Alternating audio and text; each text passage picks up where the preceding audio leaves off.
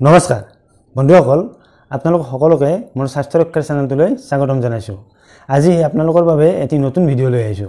আজিৰ ভিডিঅ'টিত চেনি আমি নিয়মিতভাৱে খাই থাকিলে চেনিয়ে আমাৰ স্বাস্থ্য ৰক্ষাত কিদৰে ক্ষতি কৰে সেই বিষয়ে কথা পাতিবলৈ ওলাইছো। গতিকে ভিডিঅ'টি শেষলৈকে সকলোৱে চাব আৰু ভিডিঅ'টি চাই নিশ্চয় সকলোৱে উপকৃত হ'ব পাৰিব। বন্ধুসকল এইখিনিতে আপোনালোকক কৈ থওঁ, যদিহে আপোনালোকে মোৰ এই ভিডিঅ'টি চাই ভাল পাইছে তেনেহ'লে ভিডিঅ'টিত লাইক এটা কৰিব আৰু ভিডিঅ'টি শ্বেয়াৰ কৰিবলৈ নাপাহৰিব, যাতে আজিৰ ভিডিঅ'টি অসমৰ সকলো ৰাইজৰ ওচৰলৈ যায়। লগতে আমাৰ স্বাস্থ্য ৰক্ষাৰ চেনেলটো ছাবস্ক্ৰাইব কৰিবলৈ আপোনালোকক অনুৰোধ জনালোঁ। ওচৰতে থকা বেল আইকনটো প্ৰেছ দি থবলৈ অনুৰোধ জনালোঁ, যাতে আমি ভিডিঅ' আপলোড কৰাৰ লগে লগে আপোনালোকে নটিফিকেশ্যন লাভ কৰে আৰু আমাৰ ভিডিঅ' সকলোতকৈ আগত চাবলৈ পায়। বন্ধুসকল, চেনিয়ে আমাৰ স্বাস্থ্য ৰক্ষাত ক্ষতি কৰে বুলি শুনিলে বা জানিলে আমাৰ মনটো বেয়া লগাটো নিতান্তই স্বাভাৱিক, কিয়নো যিহেতু আমি সৰুৰে পৰা সকলোৱে চেনি খাই খাই অভ্যস্ত হৈছোঁ আৰু যিহেতু চেনিৰ সোৱাদ মিঠা, গতিকে মিঠা সোৱাদ খাই আমি ভাল পাওঁ। কিন্তু বিজ্ঞানে চেনিয়ে আমাৰ স্বাস্থ্য ৰক্ষাত ক্ষতি কৰে বুলি যি এনালাইচিছ আগবঢ়াইছে সেই এনালাইচিছ আমি গ্ৰহণ কৰিবই লাগিব। বিজ্ঞানেনো চেনিৰ বিষয়ে কি কৈছে সেই বিষয়ে আজি আলোচনা কৰোঁ আহকচোন। চেনি, কুঁহিয়াৰ বা তাল যিহৰ পৰাই প্ৰস্তুত নকৰক কিয়, চেনি হৈছে এবিধ ৰিফাইণ্ড প্ৰডাক্ট।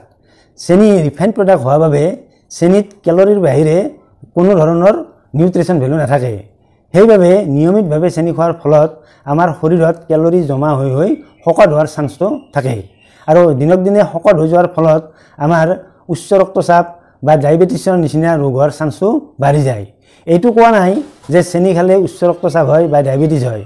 কথাটো হৈছে চেনিত যিহেতু উচ্চ পৰিমাণৰ কেলৰি থাকে, সেই কেলৰি দিনক দিনে জমা হোৱাৰ ফলত মানুহ শকত হ'বলৈ আৰম্ভ কৰে আৰু শকত হ'বলৈ আৰম্ভ কৰাৰ ফলতে মানুহৰ ডায়েবেটিছ আৰু উচ্চ ৰক্তচাপৰ নিচিনা ৰোগ হোৱাৰ সম্ভাৱনা বাঢ়ি যায়। চেনিৰ দ্বিতীয়টো ক্ষতিকাৰক ধৰ্ম হৈছে নিয়মিতভাৱে চেনি খালে আমাৰ গাৰ ছালখন বয়সতকৈ আগতে সতৰা-সতৰি কৰি দিয়ে। গাৰ ছালত কোলাজেন থাকে। কোলাজেনৰ ধৰ্ম হৈছে আমাৰ গাৰ ছালখনৰ স্থিতিস্থাপকতা গুণ ধৰি ৰখা। কিন্তু নিয়মিতভাৱে চেনি খালে সেই চেনিয়ে কোলাজেনক আঘাত কৰে বা কোলাজেনৰ ক্ষতি কৰে। কোলাজেনৰ ক্ষতি কৰাৰ বাবে কোলাজেনে আমাৰ গাৰ ছালখনৰ স্থিতিস্থাপকতা গুণ ধৰি ৰাখিবলৈ অপাৰগ হৈ পৰে, যাৰ বাবে বয়সতকৈ আগতে গাৰ ছালখন সতৰা-সতৰি হৈ পৰে। চেনিৰ তৃতীয়টো ক্ষতিকাৰক ধৰ্ম হৈছে নিয়মিতভাৱে চেনি খালে আমাৰ শৰীৰত কেলৰি জমা হৈ হৈ যি চৰ্বিৰ সৃষ্টি হয়, সেই চৰ্বিয়ে আমাৰ শৰীৰৰ ৰোগ প্ৰতিৰোধ ক্ষমতা দুৰ্বল কৰি তোলে, যাৰ বাবে আমি বিভিন্ন সময়ত বিভিন্ন ৰোগৰ দ্বাৰা আক্ৰান্ত হ'ব লগা হয়। অৰ্থাৎ আমাৰ শৰীৰৰ ইমিউনিটি কমি যোৱাৰ ফলত আমাৰ যিবোৰ সমস্যাই দেখা দিয়ে সেই সমস্যাবোৰ আমাৰ আহি পৰে। চেনিৰ চতুৰ্থটো স্বাস্থ্য ৰক্ষাত পেলোৱা কুপ্ৰভাৱ হৈছে চেনিয়ে আমাৰ টোপনিৰ সমস্যাৰ সৃষ্টি কৰে।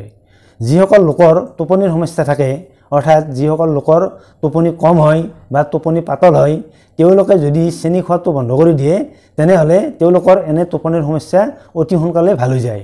গতিকে ইয়াৰ পৰা বুজিব পাৰি যে নিয়মিতভাৱে চেনি খালে মানুহৰ টোপনিৰ সমস্যাৰ সৃষ্টি কৰে। চেনিয়ে আমাৰ স্বাস্থ্য ৰক্ষাত পেলোৱা পঞ্চমটো ক্ষতিকাৰক প্ৰভাৱ হৈছে চেনিয়ে আমাৰ দাঁতৰ সমস্যা সৃষ্টি কৰে। যিসকল ল'ৰা ছোৱালীয়ে চেনি বেছিকৈ খায় তেওঁলোকৰ দাঁতৰ সমস্যা সদায় বেছি। ঠিক তেনেদৰে বয়সস্থ লোকসকলেও যদি চেনি নিয়মিতভাৱে খায় তেনেহ'লে তেওঁলোকৰ দাঁতৰ সমস্যা সদায় থাকে আৰু চেনি খালে মানুহৰ দাঁতত ইনফেকশ্যন হোৱাৰ সম্ভাৱনাটো বাঢ়ি যায়। সেইবাবে আমি চেনি সৰু ল'ৰা ছোৱালীয়ে হওক বা বয়সস্থ লোকেই হওক চেনি আমি নোখোৱাটোই ভাল। বন্ধুসকল, চেনিৰ সোৱাদ মিঠা হোৱা বাবেই যে চেনিয়ে আমাৰ স্বাস্থ্য ৰক্ষাত ক্ষতি কৰে তেনেকুৱা কথা নহয়। আচলতে চেনি ৰিফাইণ্ড প্ৰডাক্ট হোৱাৰ বাবে চেনিত কেলৰিৰ বাহিৰে অন্য নিউট্ৰিশ্যন ভেলু নাথাকে, সেইবাবে আমাক চেনিয়ে ক্ষতি কৰে। কিন্তু আমি যদি নেচাৰেল ফৰ্মত থকা মিঠা বস্তু খাওঁ তেতিয়া আমাক নিশ্চয় স্বাস্থ্যৰ কোনো ক্ষতি নকৰে। উদাহৰণস্বৰূপে আমি যদি কুঁহিয়াৰৰ পৰা প্ৰস্তুত কৰা গুড় ব্যৱহাৰ কৰোঁ বা আমি পকা ফল মূলবোৰ নেচাৰেল ফৰ্মত থকা অৱস্থাত আমি খাওঁ তেতিয়া আমাক নিশ্চয় ক্ষতি নকৰে। গতিকে আমি আচলতে চেনি ৰিফাইণ্ড প্ৰডাক্ট হোৱাৰ বাবে চেনিয়ে আমাৰ স্বাস্থ্য ৰক্ষাত ক্ষতি কৰে। সেইবাবে আমি চেনি বাদ দি আমি নেচাৰেল ফৰ্মত পোৱা মিঠা বস্তুবোৰ আমি খাব লাগে। ধন্যবাদ।